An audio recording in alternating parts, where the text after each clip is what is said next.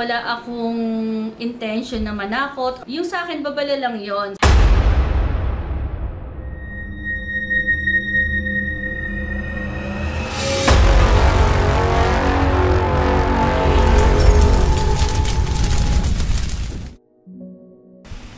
Hello po mga ka-PTV, sa video na ito itatalakayin natin ang pangatlong digmaang pandaigdig sa Pilipinas. Pero kung ikaw ay hindi pa nakasubscribe sa aking channel, baka naman.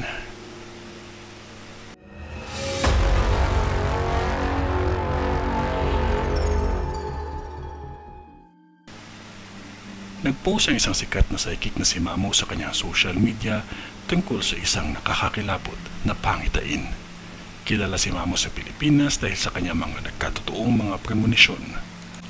Si Mamo ay isang prophetic witch at ginagamit niya ito para makakita ng mga mangyayari bago pa ito maganap para makipagbigay ng babala.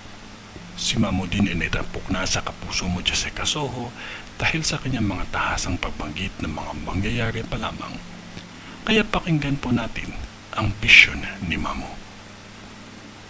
Dalawang bansa ang magsasanib puwersa.